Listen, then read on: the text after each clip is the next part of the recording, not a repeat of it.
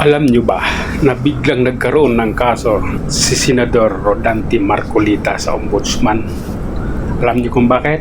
Dahil tapat siyang tao. Nagtatrabaho siya ng maayos. Nano nila ang impeachment sa pananakot ng gobyerno sa kanila. Ayun, bigla siya nagkaroon ng kaso sa Ombudsman. Hindi lang siya. Iisa-isahin yan sila lahat ng kakampi ni BP Inday Sara. Iisa-isahin nila lahat yan. Nililigpit nila ang kakampi ni BP Inday or ang mga tawag nitong sumusuporta sa mga Duterte. Si Senador Robin gusto rin nilang isama sa kakasuhan dahil tinakas si Senador Bato de la Rosa. Biruin mo yun, pagbintangan kang nagtakas ng tao, kakasuhan ka.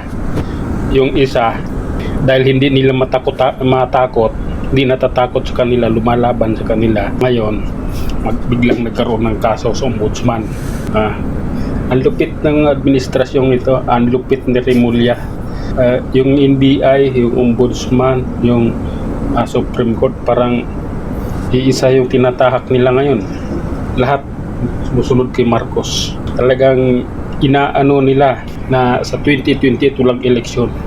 Inaano nila talaga, ginigipit nila ang kakampi ng mga Duterte. Kaya tayo, mga DDS vlogger, DDS supporter, talagang nasa panganib ang ating sinusuportahan.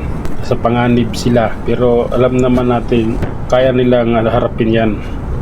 Dahan-dahan lang. Kailangan lang talagang matanggal si Marcos. Dahil pag hindi natanggal si Marcos, tuloy ang panggigipit nila. Tuloy ang pagpapakulong nila sa mga sumusuporta sa mga Duterte. Hindi lang ang simple mamamayan, yung mga politiko, pati yung mga vloggers, nakasuhan nila, nililipol nila ang lahat ng mga taong talagang diehard supporter ng mga Duterte. Hindi nila tinitigilan. Ayan, diba, si Senador Robin na rin nagsabi na nung Martes talagang nagkakaanuhan sa Senado, napapalitan si Cayetano, pero hindi natuloy. Kaya ngayon magawa sila ng ibang paraan. Lahat ng bagay pinag-isipan nila, magawa sila ng paraan para lang magipit ang tao, para lang matuloy yung mga gusto nila. Dahil ayaw nila maging presidente si BP Inday Sara, dahil pag naging presidente si BP Inday Sara, mayayari sila sa mga ninanakaw nilang pera sa taong bayan. Malupit. Talagang inuubos na nila ang mga taong sumusuporta. Yun lang muna mga idol, hanggang sa muli. Maraming salamat.